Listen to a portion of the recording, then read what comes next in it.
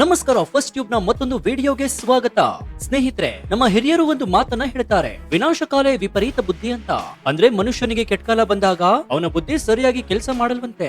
ಅವನು ತಪ್ಪುಗಳ ಮೇಲೆ ತಪ್ಪುಗಳನ್ನ ಮಾಡ್ತಾ ಹೋಗ್ತಾನಂತೆ. ಇವತ್ತು ಪಶ್ಚಿಮ ಬಂಗಾಳದ ಮುಖ್ಯಮಂತ್ರಿ ಮಮತಾ ಬ್ಯಾನರ್ಜಿ ಅವರ ವಿಚಾರದಲ್ಲೂ ಕೂಡ ಇದೇ ಆಗ್ತಾ ಇದೆಯೇನೋ ಅನ್ನುವಂತಹ ಅನುಮಾನ ಈಗ ಇಡೀ ದೇಶದ ಜನರಲ್ಲಿ ಮೂಡಿದೆ. ಯಾಕಂದ್ರೆ ದೇಶದ ಅತ್ಯುನ್ನತ ತನಿಖಾ ಸಂಸ್ಥೆಗಳಲ್ಲೊಂದಾಗಿರುವಂತಹ ಇಡಿ ಅಧಿಕಾರಿಗಳನ್ನೇ ತಡೆದು ಅವರ ಕೆಲಸಕ್ಕೆ ಅಡ್ಡಿಪಡಿಸಿ ಸಾಕ್ಷ್ಯಗಳನ್ನ ಎಗರಿಸಿಕೊಂಡು ಹೋಗುವಂತಹ ಧೈರ್ಯ ಅಥವಾ ದುಸ್ಸಾಹಸಕ್ಕೆ ಇಳಿದಿರುವುದು ಸ್ವತಃ ಒಬ್ಬ ಮುಖ್ಯಮಂತ್ರಿ ಅಂತಂದ್ರೆ ನೀವು ನಂಬ್ತೀರಾ? ಆದ್ರೆ ಇದು ಸತ್ಯ. ಪಶ್ಚಿಮ ಬಂಗಾಳದಲ್ಲಿ ನಡೆದಿದ್ದು ಪ್ರಜಾಪ್ರಭುತ್ವಕ್ಕೆ ಒಂದು ಕಪ್ಪು ಚುಕ್ಕೆ. ಆದ್ರೆ ಈ ಬಾರಿ ಮಮತಾ ಬ್ಯಾನರ್ಜಿ ಅವರ ಆಟ ನಡೆದಿಲ್ಲ. ಸುಪ್ರೀಂ ಕೋರ್ಟ್ ನಲ್ಲಿ ಮಮತಾ ಸರ್ಕಾರಕ್ಕೆ ಇಂತಹ ಶಾಕ್ ಸಿಕ್ಕಿದೆ ಅಂತಂದ್ರೆ ಇನ್ಮುಂದೆ ಕೇಂದ್ರದ ತನಿಖಾ ಸಂಸ್ಥೆಗಳ ತಂಟೆಗೆ ಬರೋದಕ್ಕೂ ಕೂಡ 100 ಬಾರಿ ಯೋಚನೆ ಮಾಡುವಂತಹ ಪರಿಸ್ಥಿತಿ ನಿರ್ಮಾಣವಾಗಿದೆ. ಹಾಗಾದ್ರೆ ಏನಿದು ಹೈಡ್ರಾಮಾ? ಸುಪ್ರೀಂ ಕೋರ್ಟ್ ತೀರ್ಪು ಹೇಳಿದ್ದೇನು? ಮಮತಾ ಬ್ಯಾನರ್ಜಿಯನ್ನ ಅರೆಸ್ಟ್ ಮಾಡ್ತಾರಾ? ಅವರನ್ನ ಜೈಲಿಗೆ ಹಾಕ್ತಾರಾ? ಈ ಎಲ್ಲಾ ಮಾಹಿತಿಯನ್ನ ಇವತ್ತಿನ ಈ ವಿಡಿಯೋದಲ್ಲಿ ನೋಡೋಣ. ಆದ್ರೆ ಅದಕ್ಕೂ ಮುನ್ನ ನಿಮ್ಗೆ ಏನ್ಸುತ್ತೆ? ಒಂದು ರಾಜ್ಯದ ಸಿಎಂ ಇಂತಹ ಒಂದು ಕೃತ್ಯವನ್ನ ಮಾಡಿದ್ದು ಸರಿಯೋ ತಪ್ಪೋ? ನಿಮ್ಮ ಅಭಿಪ್ರಾಯ ಏನು ಅಂತ ಕಮೆಂಟ್ ಮಾಡಿ ಹಾಗೂ ವಿಡಿಯೋಗೆ ಲೈಕ್ ಕೊಡಿ.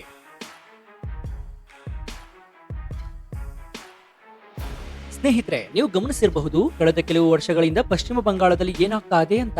ಅಲ್ಲಿ ಕಾನೂನು ಸುವ್ಯವಸ್ಥೆ ಅನ್ನೋದು ಇದೆಯಾ ಅಥವಾ ಅದು ಕೇವಲ ಟಿಎಂಸಿ ಪಕ್ಷದ ಕಾರ್ಯಕರ್ತರ ಕೈಗೊಂಬೆಯಾಗಿದ್ಯಾ ಅನ್ನೋ ಅನುಮಾನ ಕೂಡ ಪದೇ ಪದೇ ಎದ್ದಿದೆ. ಮೊನ್ನೆಯಷ್ಟೇ ಹೈಕೋರ್ಟ್ ಛೀಮಾರಿ ಹಾಕಿತ್ತು. ಈಗ ಸುಪ್ರೀಂ ಕೋರ್ಟ್ ಸರದಿ. ವಿಷಯ ಏನಪ್ಪಾ ಅಂತಂದ್ರೆ, ಒಂದು ಭ್ರಷ್ಟಾಚಾರದ ತನಿಖೆಗೆ ಅಂತ ಇಡಿ ಅಧಿಕಾರಿಗಳು ಕೋಲ್ಕತ್ತಾಗೆ ಹೋಗಿದ್ರು. ಅಲ್ಲಿ ಒಂದು ಕಚೇರಿಯ ಮೇಲೆ ದಾಳಿಯನ್ನ ಮಾಡ್ತಾರೆ. ಸಾಮಾನ್ಯವಾಗಿ ದಾಳಿ ಮಾಡಿದಾಗ ಸಹಕರಿಸೋದು ರಾಜ್ಯ ಸರ್ಕಾರದ ಧರ್ಮ. ಆದ್ರೆ ಅಲ್ಲಿ ಆಗಿದ್ದೇ ಬೇರೆ. ಮುಖ್ಯಮಂತ್ರಿಗಳೇ ಸ್ವತಃ ಫೀಲ್ಡ್ ಗಿಳಿದು ತಮ್ಮ ಪೊಲೀಸ್ ಅಧಿಕಾರಿಗಳ ಪಡೆಯೊಂದಿಗೆ ಬಂದು ಇಡಿ ಅಧಿಕಾರಿಗಳು ವಶಕ್ಕೆ ಪಡೆದಿದ್ದಂತಹ ಫೈಲ್ಗಳನ್ನ, ಸಾಕ್ಷ್ಯಗಳನ್ನ ಬಲವಂತವಾಗಿ ಕಿತ್ಕೊಂಡು ಹೋದ್ರೆ ಏನಾಗ್ಬೇಡ? ಇದನ್ನೇ ಅಲ್ವಾ ಬೇಲಿಯೇ ಎದ್ದು ಹೊಲ ಮೇಯ್ದ ಹಾಗೆ ಅಂತ ಕರೆಯೋದು. ತನಿಖೆ ಮಾಡಬೇಕಾದವರೇ ಕಳ್ಳರ ಪರ ನಿಂತರೆ ದೇಶ ಉಳಿಯುತ್ತಾ? ಇದೇ ಪ್ರಶ್ನೆಯನ್ನ ಇಟ್ಕೊಂಡು ಇಡಿ ಸುಪ್ರೀಂ ಕೋರ್ಟ್ ಮೆಟ್ಟಿಲೇರಿತ್ತು. ಅಲ್ಲಿ ಆದ ವಾದ ಮತ್ತು ಪ್ರತಿವಾದಗಳು, ಕೊನೆಗೆ ನ್ಯಾಯಾಲಯ ಕೊಟ್ಟಂತಹ ತೀರ್ಪು ಇದೆಯಲ್ಲ, ಅದು ಮಮತಾ ಬ್ಯಾನರ್ಜಿ ಅವರ ನಿದ್ದೆಯನ್ನ ಗೆಡಿಸಿದೆ ಅಂದ್ರೆ ತಪ್ಪಾಗೋದಿಲ್ಲ. ಅಸಲಿಗೆ ಅಲ್ಲಿ ನಡೆದಿದ್ದೇನ್ ಗೊತ್ತಾ? ಇಡಿ ಅಧಿಕಾರಿಗಳು ಒಂದು ಖಚಿತ ಮಾಹಿತಿಯ ಮೇರೆಗೆ ಐಪ್ಯಾಕ್ ಕಚೇರಿಯ ಮೇಲೆ ದಾಳಿಯನ್ನ ಮಾಡ್ತಾರೆ. ಅದು ಟಿಎಂಸಿ ಪಕ್ಷಕ್ಕೆ ಸಂಬಂಧಪಟ್ಟಂತಹ ಐಟಿ ಸೆಲ್ ಅಥವಾ ಸ್ಟ್ರಾಟಜಿ ಟೀಮ್ ಅಂತ ಹೇಳಲಾಗುತ್ತೆ. ಬೆಳಗ್ಗೆ 6:30 ಸುಮಾರಿಗೆ ಇಡಿ ಅಧಿಕಾರಿಗಳು ಅಲ್ಲಿಗೆ ಹೋಗಿ ತಮ್ಮ ಕೆಲಸವನ್ನ ಶುರು ಮಾಡ್ತಾರೆ. ಆದ್ರೆ ಮಧ್ಯಾಹ್ನ 12 ಗಂಟೆಯ ಹೊತ್ತಿಗೆ ಅಲ್ಲಿಗೆ ಎಂಟ್ರಿ ಕೊಡುವುದು ಸಾಕ್ಷಾತ್ ಮುಖ್ಯಮಂತ್ರಿ ಮಮತಾ ಬ್ಯಾನರ್ಜಿ. ಒಬ್ಬ ಮುಖ್ಯಮಂತ್ರಿ, ರಾಜ್ಯದ ಆಡಳಿತ ನಡೆಸಬೇಕಾದವರು ತನಿಖಾ ಸ್ಥಳಕ್ಕೆ ಬಂದು ಹೈಡ್ರಾಮಾ ಮಾಡ್ತಾರೆ ಅಂದ್ರೆ ಅದರ ಅರ್ಥ ಏನು? ಅಲ್ಲಿ ಏನೋ ದೊಡ್ಡ ಸತ್ಯ ಅಡಗಿದೆ ಅಂತ ಅಲ್ವಾ? ಅದು ಹೊರಗೆ ಬಂದ್ರೆ ತಮ್ಮ ಕುರ್ಚಿಗೆ ಕುತ್ತು ಬರುತ್ತೆ ಅನ್ನೋ ಭಯ ಅವರಿಗಿತ್ತ. ಇಲ್ದಿದ್ರೆ ಕಮಿಷನರ್, ಡಿಜಿಪಿ, ಮಂತ್ರಿಗಳ ದಂಡನ್ನೇ ಕಟ್ಕೊಂಡು ಬಂದು ಇಡಿ ಅಧಿಕಾರಿಗಳ ಜೊತೆ ಜಗಳಕ್ಕೆ ಇಳಿಯುವ ಅವಶ್ಯಕತೆ ಏನಿತ್ತು? ಇಡಿ ಅಧಿಕಾರಿಗಳು ಸುಪ್ರೀಂ ಕೋರ್ಟ್ ಹೇಳಿರೋ ಮಾತುಗಳನ್ನ ಕೇಳಿದ್ರೆ ಎಂಥವರು ಕೂಡ ಶಾಕ್ ಆಗ್ತಾರೆ. ಮಮತಾ ಬ್ಯಾನರ್ಜಿ ಅವರು ಅಲ್ಲಿಂದ ಹಾರ್ಡ್ ಡಿಸ್ಕ್, ಪೆನ್ ಡ್ರೈವ್ ಮತ್ತು ಮುಖ್ಯವಾಗಿರುವಂತಹ ಫೈಲ್ ಗಳನ್ನ ಒತ್ತಾಯ ಪೂರ್ವಕವಾಗಿ ತೆಗೆದುಕೊಂಡು ಹೋಗಿದ್ದಾರೆ ಅಂತ ಇಡಿ ಆರೋಪವನ್ನ ಮಾಡಿದೆ. ಇದು ನೇರವಾಗಿ ಸಾಕ್ಷ್ಯನಾಶದ ಪ್ರಕರಣ ಅಲ್ವಾ?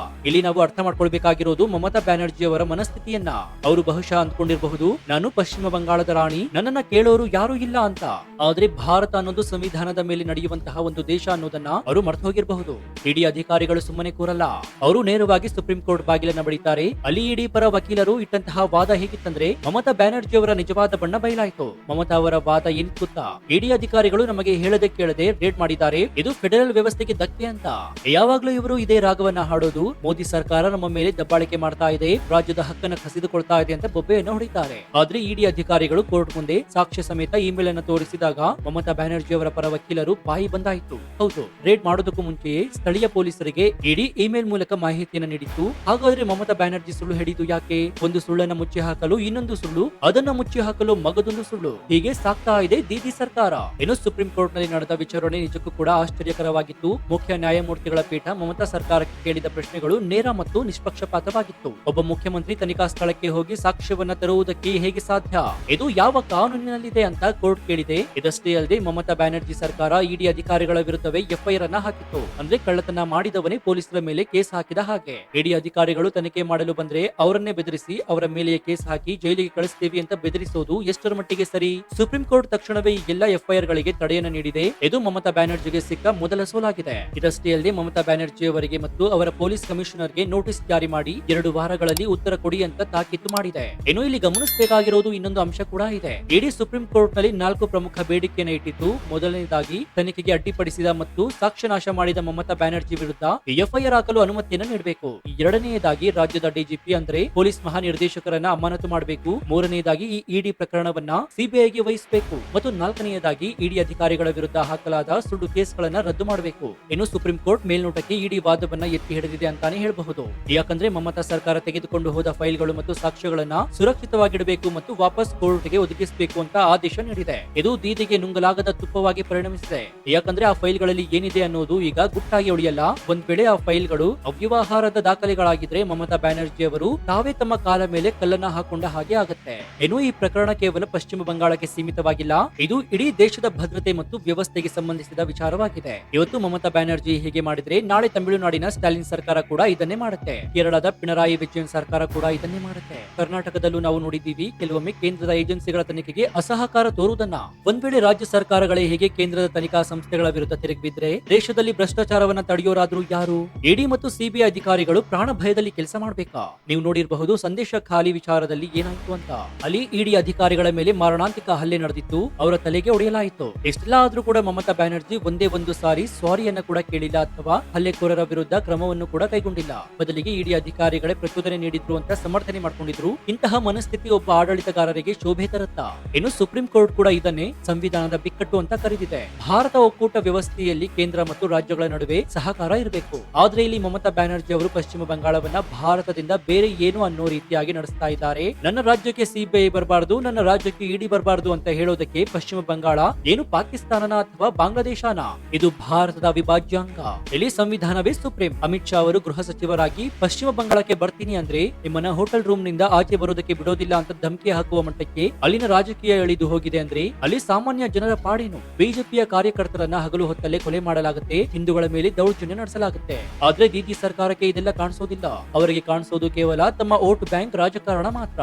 ಈಗ ಈ ಎಲ್ಲರ ಚಿತ್ತ ಸುಪ್ರೀಂ ಕೋರ್ಟ್ ನ ಮುಂದಿರುವ ಆದೇಶದ ಮೇಲಿದೆ. ಕಾನೂನು ತಜ್ಞರ ಪ್ರಕಾರ ಮಮತಾ ಬ್ಯಾನರ್ಜಿ ಅವರು ಸಿಕ್ಕಿ ಬಿದ್ದಿರೋದು ಕನ್ಫರ್ಮ್. ಯಾಕಂದ್ರೆ ಅವರ ಫೈಲ್ ಗಳನ್ನ ತೆಗೆದುಕೊಂಡು ಹೋಗುವಾಗ ದೃಶ್ಯಗಳು ವಿಡಿಯೋ ರೆಕಾರ್ಡ್ ಆಗಿವೆ. ನಾನು ತೆಗೆದುಕೊಂಡೇ ಹೋಗಿಲ್ಲ ಅಂತ ಅವರು ಹೇಳುವ ಹಾಗಿಲ್ಲ.